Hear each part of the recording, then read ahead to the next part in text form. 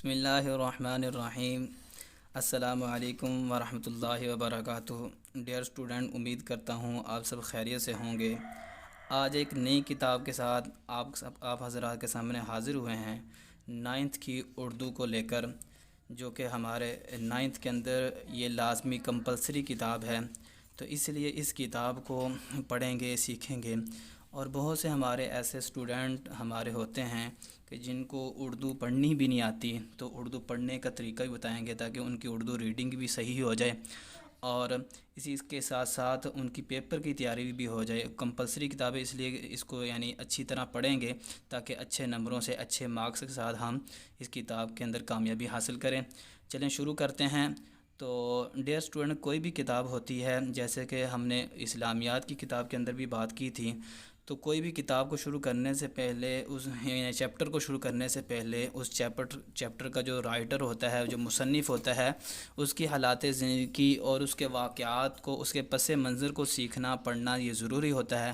تو اس لیے ہم ہجرت نبوی جو ہمارا پہلا چیپٹر ہے، اس کو شروع تو بعد میں کریں گے، پہلے اس کے رائٹر، اس کا مصنف جو مولانا شبلی نعمانی ہے، اس کو سیکھیں گے۔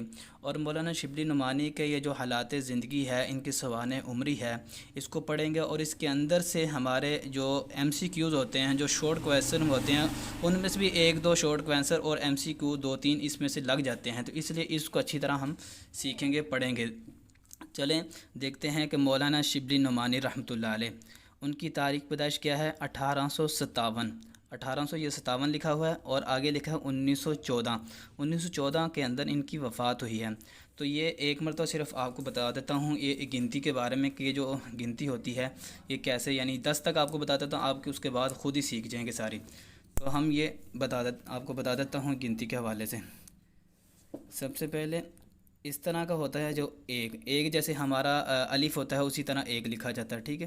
اس کے بعد دو جو ہوتا ہے وہ اس طرح لکھا جاتا ہے، اس کے بعد تین اس طرح، چار اس طرح، اور چار دو طرح لکھا جاتا ہے، ایک تو چار یہ ہے اور دوسرا چار اس طرح ہے۔ اس طرح پیپر میں آ جاتا ہے، تو بس اوقات بچے کو پتہ نہیں ہوتا یہ چار لکھا ہے کیا لکھا ہے، تو وہ پھر کنفیوز ہو جاتا ہے اور جواب صحیح نہیں دے سکتا۔ تو یہ ذہن میں رکھیں، چار دو طرح لکھا جاتا ہے۔ اس کے بعد پانچ اس طرح لکھا جاتا ہے، یہ پانچ صرف ایک ہی طریقہ اس کا لکھنے کا۔ نمبر 6 اس طرح لکھا جاتا ہے۔ نمبر 7 اس طرح، ٹھیک ہے۔ اور 7 کے بھی دو طریقے ہیں، 7 ایک اس طرح اور دوسرا 7 اس طرح، یہ دو طریقے ہیں 7 کے، یہ ذہن میں رکھیں۔ اور اس کے بعد 8 کو صرف اس طرح لکھا جاتا ہے۔ اس کے بعد 9 اور 10، یہ اس طرح جب آپ 10 تک گنتی کو ذہن میں رکھیں گے، اس کے بعد جتنے بھی ہمارے مصنف آئیں گے، جتنے بھی ہمارے رائٹرز آئیں گے، ان کی ہم تاریخ پیدائش اور ان کی تاریخ وفات کو پڑھنے کے اندر، سمجھنے کے اندر ہم کنفیوز نہیں ہوں گے۔ تو بہت سے بچے ایسے ہوتے ہیں، ہم اپنی اکیڈمی کے اندر جب پڑھاتے تھے بچوں کو، تو اس کے اندر بھی وہ بچوں کو جب بتاتے تھے کہ یہ بیٹا یہ کیا لکھا ہوا ہے، تو وہ بچے بتانے کے اندر کنفیوز ہو جاتے تھے، ان کو نہیں پتہ چلتا تھا۔ تو اس لیے آپ یہ گنتی کو آپ اچھی طرح ذہن نشین کر لیں۔ اس کے بعد اب ہم ان کی حالات زندگی کو پڑھتے ہیں۔ مولانا شبلی نعمانی قصہ بندول، ضلع اعظم گڑھ، بھارت میں 1857 عیسوی میں پیدا ہوئے۔ یہ حمزہ جو لکھا ہوتا ہے چھوٹا سا، اس کا مطلب عیسوی ہوتا ہے، ٹھیک، عیسوی میں پیدا ہوئے۔ ان کے والد شیخ حبیب اللہ وکیل تھے۔ شبلی نے مولانا شبلی نعمانی نے بھی کچھ دن وکالت کی، پھر علی گڑھ کالج میں فارسی کے استاد مقرر ہو گئے۔ وہاں انہیں سر سید حالی مولانا الطاف حسین حالی اور محسن الملک اور آرلنڈ کی صحبت سے مستفیض ہونے کا موقع ملا۔ مستفیض یہ ایک مشکل لفظ آ گیا ہے، اور ہم انشاءاللہ مشکل الفاظ ہوں گے ان کے میننگ بھی سیکھیں گے۔ مستفیض کا مطلب ہوتا ہے فائدہ حاصل کرنا، کسی سے کوئی چیز کو حاصل کرنا۔ تو یہ ان کو مولانا شبلی نعمانی کو ان تین شخصیات سے، سر سید سے، مولانا الطاف حسین حالی سے اور محسن الملک اور آرلنڈ، چار سے، یہ ان کو مستفیض کافی چیزیں سیکھنے کا موقع ملا تھا۔ اس کے بعد 1892 میں آرلنڈ کے ساتھ شبلی نے مصر، شام، قسطنطنیہ اور دوسرے اسلامی ممالک کا سفر کیا۔ تو یہ ہمارے شارٹ کویسچن میں آ سکتا ہے کہ مولانا شبلی نعمانی نے کون کون سے علاقوں کا، کون کون سے ملکوں کا سفر کیا تھا، تو یہ تین کا آپ نے بتا دینا ہے۔ اس کے بعد سر سید کی وفات 1898 عیسوی کے بعد علی گڑھ کالج سے استعفیٰ دے کر اعظم گڑھ چلے گئے تھے، تو پھر حیدرآباد دکن کے دارالمعارف کی نظامت کا عہدہ سنبھالا۔ یہ دارالمعارف یہ مشکل لفظ آ گیا ہے۔ دائرۃ المعارف کا مطلب ہوتا ہے کہ جہاں پر کسی چیز کو حاصل کیا جاتا ہے، جیسے کہ مثال کے طور پر ہمارے کالج، یونیورسٹی، اسکول، مدارس ہوتے ہیں، تو یہ اس کا یہ مطلب ہے، ٹھیک ہے۔ اسی دوران میں ان کی کوشش سے لکھنؤ میں ندوۃ العلماء کا قیام عمل میں آیا۔ ندوۃ العلماء یہ بھی ایک یعنی مدرسہ تھا جو ہندوستان انڈیا کے اندر موجود ہے۔ اخیر عمر سے مراد آخر عمر میں اعظم گڑھ میں انہوں نے ایک عظیم ادارہ دارالمصنفین قائم کیا، جو آج بھی کام کر رہا ہے۔ دارالمصنفین یہ مشکل لفظ ہے۔ مصنف کا مطلب ہوتا ہے رائٹر، لکھنے والا، مصنف کتاب لکھنے والا، اور دارالمصنفین یعنی جہاں پر بہت سے مصنفین، بہت سے رائٹرز اکٹھے بیٹھ کر یا کام کرتے ہیں، وہاں اس کو کہتے ہیں دارالمصنفین۔ شبلی شاعر بھی تھے، لیکن ان کی شہرت کا مدار زیادہ تر ان کی نثر پر ہے۔ نثر اسٹوڈنٹ جو اس طرح جو لکھی ہوتی ہے، جو عبارت جو اس طرح یعنی کتاب لکھی ہوتی ہے جو جس کے اندر شعر و شاعری نہیں ہوتا، اس کو نثر کہتے ہیں، اور نظم اس کو کہتے ہیں جس کے اندر شعر و شاعری ہوتا ہے۔ وہ جب آئے گا پھر مزید بھی بات کر لیں گے، تو یہ بات ہوگی۔ ان کا شمار اردو کے بڑے نثر نگاروں میں ہوتا ہے۔ شبلی نے اگرچہ متنوع اور موضوعات مثلا تاریخ، تنقید، سوانح، سیرت، تذکرہ، ادب، معاشرت، عقائد، تصوف اور سیاست پر قلم اٹھایا، مگر ان کے طرز اظہار میں ادبیت کی شان موجود ہے۔ تو اس کے اندر کافی لفظ مشکل آ گئے، ان کے سب کے ہم میننگ سمجھتے ہیں۔ متنوع کہتے ہیں جو انوکھی بات ہو، یعنی جن کا انداز نرالا ہو بالکل، اس کو کہتے ہیں متنوع۔ اس کے بعد تاریخ، تنقید، تاریخ کا مطلب تاریخی ہوتا ہے، اور تنقید مطلب ہوتا ہے کہ اچھی اور بری بات کو امتیاز کرنا، اس کو الگ الگ کر دیں، اس کو تنقید کہتے ہیں۔ سوانح کہتے ہیں کسی کی زندگی کے بارے میں جو حالات ہوتے ہیں، حالات و واقعات ہوتے ہیں، اس کو سوانح عمری بھی کہا جاتا ہے۔ اور سیرت آپ جانتے ہیں کسی کے اخلاق وغیرہ کو، کسی کے کردار کو، اس کو سیرت کہتے ہیں۔ تذکرہ یعنی جس کے اندر ذکر کیا جائے۔ ادب ہی کہتے ہیں، ٹھیک ہے۔ معاشرت کہتے ہیں رہن سہن، ایک دوسرے کے ساتھ جینا، یہ اس کو کہتے ہیں۔ عقائد یہ عقیدہ کی جمع ہے، یعنی بہت سے عقیدے، بہت سے عقائد، ٹھیک ہے۔ تصوف کہتے ہیں کہ جس کے اندر انسان بری خصلتوں کو، بری عادتوں کو ختم کر کے اچھی عادتیں اپناتا ہے، اللہ تعالیٰ کے ساتھ اس کا تعلق بن جاتا ہے، اس کو تصوف کہتے ہیں۔ اور سیاست پر قلم اٹھایا، سیاست آپ سمجھتے ہیں، قلم اٹھایا، یہ سارے ہو گئے۔ مگر ان کے طرز اظہار میں ادبیت کی شان موجود ہے۔ ادبیت کا مطلب ہے شعر و شاعری کی شان موجود ہے۔ جوش بیان کا مطلب بیان کرنے کا بہت جوشیلا انداز تھا ان کا۔ ایجاز و اختصار، ایجاز کا مطلب ہوتا ہے بہت ہی لمبا کسی کو بات کو کرنا، کسی بات کو طویل کر دینا، اختصار کہتے ہیں بالکل مختصر کر دینا۔ تو جب یہ دونوں اکٹھے آئیں گے تو اس کا مطلب ہوتا ہے بہت ہی مختصر، ٹھیک ہے۔ روانی و برجستگی کا مطلب ہوتا ہے عمدہ چیز، عمدگی جس کو، ٹھیک ہے۔ محققانہ انداز، ایک تحقیق والا انداز جس کے اندر کسی قسم کی کوئی کمی پیشی نہ ہو۔ غنایت کہتے ہیں بے پرواہ، ٹھیک ہے۔ اور شعریت ان کے اسلوب بیاں کی نمایاں خصوصیات ہیں۔ شبلی کی تمام ادبی کاوشوں سے قطع نظر کا مطلب ہوتا ہے کاٹنا، اور نظر کا نظر ہی مطلب ہوتا ہے، تو قطع نظر یعنی اس بات کو پس پشت رکھتے ہوئے، یا اس بات کو ایک طرف رکھتے ہوئے بھی شبلی کی تمام ادبی کاوشوں سے قطع نظر ان کا سب سے بڑا ادبی کارنامہ ان کا انداز بیاں ہے، ٹھیک ہے۔ شبلی کی متعدد تصانیف ہیں۔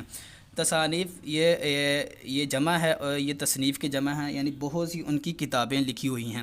اہم تصانیف میں شعر العجم 5 جلدیں، الفاروق، المامون، سیرت النعمان، الغزالی، سوانح مولانا روم، سفرنامہ روم و مصر شام، اور سیرت النبی صلی اللہ علیہ وسلم شامل ہیں، ٹھیک ہے۔ یہ مولانا شبلی نعمانی کے متعلق ہم نے ان کے حالات زندگی اور ان کے سفر بھی، یعنی ان کے والد کا نام، ان کا نام، وہ کہاں پیدا ہوئے، کہاں وفات ہوئی، ان کون سے علاقوں کے سفر کیے تھے، ان کی تصنیفات کون سی ہیں، اور ان کا کیا انداز بیان تھا، وہ سارا ہم نے تقریباً پڑھ لیا۔ اس کے بعد ہم چیپٹر کی طرف آتے ہیں، اپنے جو اصل ہمارا مقصد ہے اس کی طرف آتے ہیں۔ تو پہلے چیپٹر کا نام کیا ہے؟ ہجرت نبوی صلی اللہ علیہ وآلہ وسلم، ٹھیک ہے۔ اس کے بعد لکھا ہوا ہے مقاصد تدریس، یعنی اس کو ہم جو یہ ہجرت نبی بچوں کو پڑھا رہے ہیں تو اس کا پڑھانے کا مقصد کیا ہے، بچوں کو کس وجہ سے پڑھائی جا رہی ہے، تو پڑھتے ہیں اس کو کیا ہے، طلباء کو تبلیغ اسلام کی ابتدائی مشکلات سے آگاہ کرنا، یعنی اسلام جب آیا تھا، جب حضور صلی اللہ علیہ وسلم نے نبوت کا دعویٰ کیا تھا تو ابتدائی حالات کے اندر یا ابتدائی دور کے اندر کیا کیا صحابہ کرام پر، نبی علیہ السلام پر تکالیف آئی تھیں، تو اس کو بھی بچوں تک پہنچانا ہے۔ یہ سیرت النبی صلی اللہ علیہ وسلم اور سیرت نگاری سے روشناس کرانا، یعنی حضور علیہ السلام کا بھی لوگوں کو پتہ، بچوں کو پتہ چلے، اور پھر یہ ایک کس طرح کام کیا جاتا ہے، کس طرح یہ بچوں کو اس کی طرف لایا جاتا ہے، یہ بھی مقصد ہے اس کا۔ مذہبی الفاظ و تراکیب سے متعارف کرانا، اس کے اندر جو مذہبی الفاظ آئیں گے جو تو ان کا بھی بچوں کو پتہ چل جائے۔ تاریخ اسلام سے روشناس کرتے ہوئے طلباء کے دلوں میں اسلامی جذبہ بیدار کرنا، طلباء کو بتانا کہ حق و صداقت کے لیے مشکلات کا سامنا کرنا پڑتا ہے، یہ اس کے مقاصد تدریس تھے۔ اس وقت جب کہ دعوت حق کے جواب میں ہر طرف سے تلوار کی جھنکاریں سنائی دے رہی تھیں، حافظ عالم نے مسلمانوں کو دارالامان مدینہ کی طرف رخ کرنے کا حکم دیا، لیکن خود وجود اقدس صلی اللہ علیہ وسلم جو ان ستمگاروں کا حقیقی ہدف تھا، اپنے لیے حکم خدا کا منتظر تھا۔ یہاں 3-4 لفظ آئے مشکل۔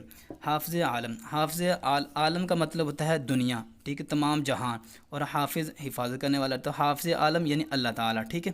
حافظ عالم نے یعنی اللہ تعالیٰ نے مسلمانوں کو دارالامان، دار کا مطلب ہوتا ہے گھر، الامان کا مطلب ہے امن والی جگہ، دارالامان امن والی جگہ کون سی تھی؟ مدینہ۔ مسلمانوں کو دارالامان کی طرف رخ کرنے کا حکم دیا، لیکن خود وجود اقدس، وجود کو کہتے ہیں، جسم کو کہتے ہیں، اقدس کی یعنی بہت ہی پاکیزہ، ٹھیک ہے، یہاں سے مراد حضور علیہ السلام کی ذات ہے، لیکن خود وجود اقدس صلی اللہ علیہ وسلم جو ان ستمگاروں کا، جو ان تکالیف کا، ان مشکلات کا حقیقی ہدف ہے، ہدف کا مطلب ہے نشانہ تھا، اپنے لیے حکم خدا کا منتظر تھا، یعنی حضور علیہ السلام نے تو ہجرت نہیں فرمائی بلکہ اپنے صحابہ کرام کو، اپنے ماننے والوں کو مدینہ کی طرف ان کو ہجرت کرنے کا حکم دے دیا تھا۔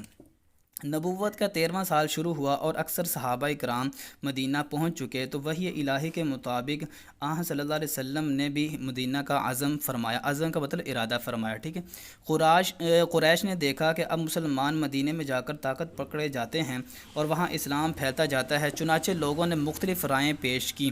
ایک نے کہا کہ محمد صلی اللہ علیہ وسلم کے ہاتھ پاؤں میں زنجیریں ڈال کر مکان میں بند کر دیا جائے، دوسرے نے کہا جلا وطن کر دینا کافی ہے، ابو جہل نے کہا ہر قبیلے سے ایک شخص انتخاب ہو اور پورا مجمع ایک ساتھ مل کر تلواروں سے ان کا خاتمہ کر دے، اس صورت میں ان کا خون تمام قبائل میں بڑھ جائے گا مطلب تقسیم ہو جائے گا، ٹھیک۔ اور آل ہاشم یعنی آل ہاشم سے مراد حضور علیہ السلام کے جو پردادا تھے، ان کی جو اولاد ہے، جو ان کی نسل ہے، آل ہاشم اکیلے تمام قبائل کا مقابلہ نہ کر سکیں گے۔ اس اخیر رائے پر یعنی ابو جہل نے جو رائے دی تھی اس پر اخیر رائے پر اتفاق ہو گیا، اور جٹ پٹے سے مراد اچانک، ٹھیک ہے، جٹ پٹے سے آ کر رسول اللہ صلی اللہ علیہ وسلم کے آستانہ مبارک کا محاصرہ کر لیا۔ آستانہ مبارک یعنی حضور علیہ السلام جہاں پر بیٹھتے تھے، تشریف فرما ہوتا تھا، یعنی ان کا گھر وغیرہ، ٹھیک ہے۔ محاصرہ مطلب ان کو گھیر لیا، اس کا احاطے کو انہوں نے چاروں طرف سے گھیر لیا تھا۔ اہل عرب زنانہ مکان کے اندر گھسنا معیوب سمجھتے تھے۔ زنانہ مکان سے مراد یہ ہے کہ یعنی جس گھر کے اندر خواتین بھی ہوں تو اس گھر کے اندر اہل عرب گھسنے کو معیوب سمجھتے تھے، یعنی عیب سمجھتے تھے کہ ہم جہاں خواتین بھی ہوں اس گھر کے اندر ہم حملہ کریں یا اس گھر کے اندر گھسیں، تو اس کو وہ اچھا نہیں سمجھتے تھے، اس لیے باہر ٹھہرے رہے کہ صلی اللہ علیہ وسلم نکلیں تو یہ فرض ادا کیا جائے۔ رسول اللہ صلی اللہ علیہ وسلم سے قریش کو اس درجہ عداوت تھی، عداوت کا مطلب دشمنی، ٹھیک۔ تاہم آپ صلی اللہ علیہ وسلم کی دیانت پر یہ اعتماد تھا کہ جس شخص کو کچھ مال یا اسباب امانت رکھنا ہوتا آپ صلی اللہ علیہ وسلم ہی کے پاس لا کر رکھتا تھا۔ اس وقت بھی آپ صلی اللہ علیہ وسلم یعنی جس وقت یہ سارا انہوں نے مشورہ کیا، اس وقت بھی آپ صلی اللہ علیہ وسلم کے پاس بہت سی امانتیں جمع تھیں۔ آپ صلی اللہ علیہ وسلم کو قریش کے ارادے کی پہلے سے خبر ہو چکی تھی، یعنی وحی کے ذریعے اللہ تعالیٰ نے بتا دیا تھا کہ اس طرح وہ آپ کے ساتھ کرنے والے ہیں۔ اس بنا پر جناب امیر سے آگے بھی انہوں نے نام بتا دیا، جناب امیر حضرت علی رضی اللہ عنہ کو بلا کر فرمایا مجھ کو ہجرت کا حکم ہو چکا ہے، میں آج مدینہ روانہ ہو جاؤں گا، تو میرے پلنگ پر میری چادر اوڑھ کر سو رہو۔ صبح کو سب کی امانتیں جا کر واپس دے آنا۔ یہ سخت خطرے کا موقع تھا۔ جناب امیر یعنی علی رضی اللہ عنہ، جناب امیر کو معلوم ہو چکا تھا کہ قریش آپ صلی اللہ علیہ وسلم کے قتل کا ارادہ کر چکے ہیں، اور آج رسول اللہ صلی اللہ علیہ وسلم کا بستر خواب قتل گاہ کی زمین ہے، لیکن فاتح خیبر کے لیے قتل گاہ فرش گل تھا۔ یہاں 3 4 لفظ مشکل آئے ہیں۔ بستر خواب کا مطلب ہے یعنی جہاں رسول اللہ صلی اللہ علیہ وسلم کو وحی آتی تھی، یہاں جمیل صلی اللہ علیہ وسلم اچھے خواب دیکھا کرتے تھے، جو ان کا بستر تھا۔ قتل کا قتل مطلب ہوتا ہے گاہ، کہتے ہیں جگہ کو، یعنی نبی صلی اللہ علیہ وسلم کا جو بستر خواب تھا وہ قتل کی جگہ بن گیا تھا۔ لیکن فاتح خیبر یعنی علی رضی اللہ عنہ کا یہ لقب ہے، علی رضی اللہ عنہ غزوہ خیبر کو اندر فتح کیا تھا، تو ان کا لقب بنا تھا فاتح خیبر۔ لیکن فاتح خیبر کے لیے یہ قتل گاہ یعنی نبی صلی اللہ علیہ وسلم کا جو بستر تھا یہ فرش گل بن گیا تھا۔ فرش کا مطلب ہوتا ہے زمین کو کہتے ہیں، فرش کو کہتے ہیں، گل کہتے ہیں پھولوں، یعنی ان کے نبی صلی اللہ علیہ وسلم کا بستر جو تھا نا یہ فرش گل پھولوں کا بستر بن گیا تھا، اتنا اچھا بن گیا تھا علی رضی اللہ عنہ کے لیے۔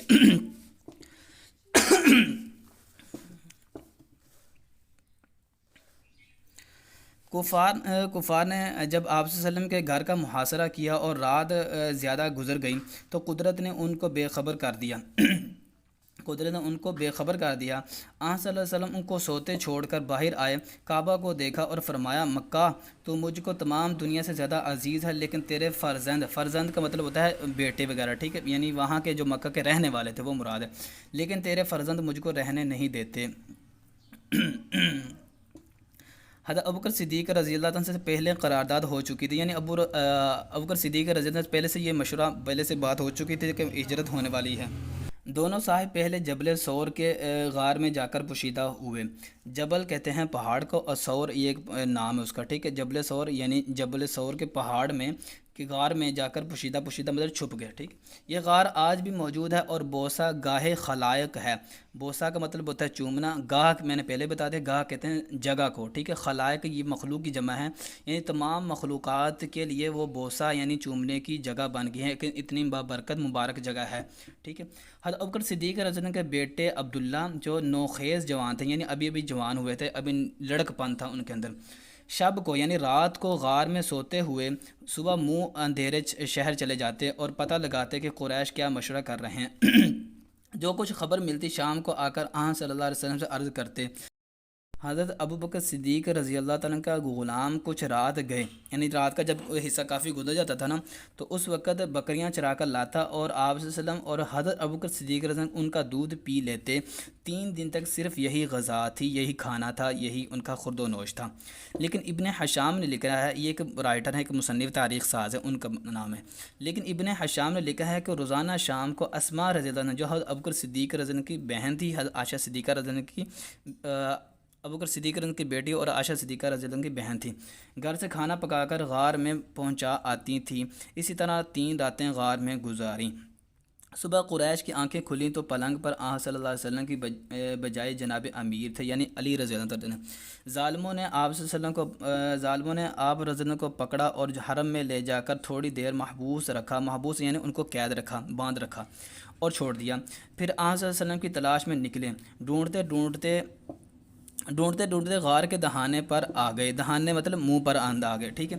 آہٹ پا کر یعنی قدموں کی آہٹ پا کر، یعنی قدموں کی آواز آنے کی، کسی کی آواز پا کر حضرت ابوبکر صدیق غمزدہ ہو گئے، پریشان ہو گئے، اور صلی اللہ علیہ وسلم عرض کی اب دشمن اس قدر قریب آ گئے ہیں کہ اگر اپنے قدم پر ان کی نظر پڑ جائے تو ہم کو دیکھ لیں گے۔ آپ صلی اللہ علیہ وسلم نے فرمایا لا تحزن ان اللہ معنا، یہ سورۃ توبہ کی آیت نمبر 40 ہے، یعنی اس کا مطلب یہ ہے کہ حضور علیہ السلام نے فرمایا کہ اے میرے ساتھی، اے میرے دوست، آپ غمگین اور پریشان نہ ہوئیں، باقی اللہ تعالیٰ ہمارے ساتھ ہے، اللہ تعالیٰ ہمیں رسوا نہیں کریں گے، اللہ تعالیٰ ہماری مدد فرمائیں گے۔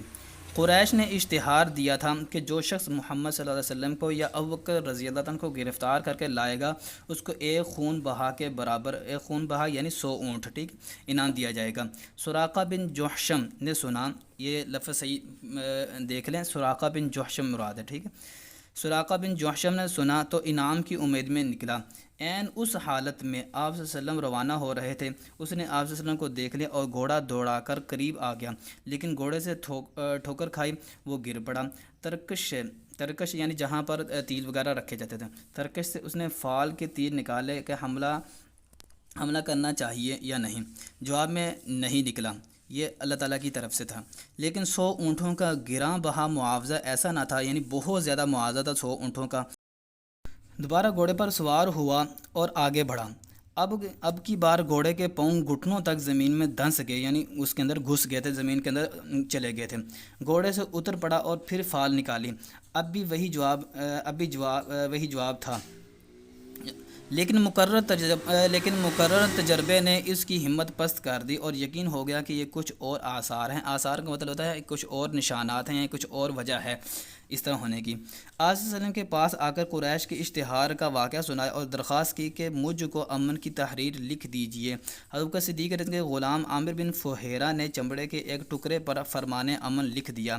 تشریف آوری کی خبر مدینہ میں پہلے پہنچ چکی تھی۔ تمام شہر ہماتن مطلب سارے اکٹھے ہو کر چشم انتظار تھا، یعنی تمام لوگ ایسے دیکھ رہے تھے جیسے جس کو بے تابی کے اندر ہے، جس کا بہت شدت سے انتظار ہو تو ایک آنکھیں بالکل بندہ اس کی طرف لگا کر انتظار کر رہا ہوتا ہے۔ اس طرح معصوم بچے فخر اور جوش میں کہتے پھرتے تھے کہ پیغمبر صلی اللہ علیہ وسلم آ رہے ہیں۔ لوگ ہر روز تڑکے سے یعنی صبح لوگ ہر روز تڑکے سے نکل کر شہر کے باہر جمع ہوتے اور دوپہر تک انتظار کر کے حسرت کے ساتھ واپس چلے آتے۔ حسرت مطلب آپ سمجھتے ہیں، یہ آسان لفظ ہے، چلے آتے تھے۔ ایک دن انتظار کر کے واپس جا چکے تھے کہ ایک یہودی نے قلعے سے دیکھا اور قرائن سے پہچان کر قرائن مطلب یعنی کرینہ وغیرہ کوئی کسی اور معلومات سے کسی نے اس نے دیکھ لیا، قرائن سے پہچان کر پکارا کہ اہل عرب لو تم جس کا انتظار کرتے تھے وہ آ گیا۔ تمام شہر تکبیر کی آواز سے گونج اٹھا۔ تو ڈیئر اسٹوڈنٹ، امید کرتا ہوں کہ یہ جو ہم نے مصنف یعنی مولانا شبلی نعمانی اور ہجرت نبوی صلی اللہ علیہ وسلم کا جو یہ چیپٹر، یہ جو ہم نے کہانی پڑھی ہے، یہ آپ حضرات کو اچھی طرح سمجھ آ گیا ہوگا۔ اگر کسی لفظ کی سمجھ نہ آئی ہو یا کوئی چیز ایسی رہتی ہو جہاں آپ کو اچھی طرح سمجھ نہ آئی ہو تو آپ ضرور کمنٹ کر کے پوچھ سکتے ہیں۔ تو اگلے لیکچر میں ہم ایکسرسائز کریں گے، تو انشاءاللہ اس میں ملتے ہیں۔ تب تک کے لیے اجازت دی، اللہ حافظ۔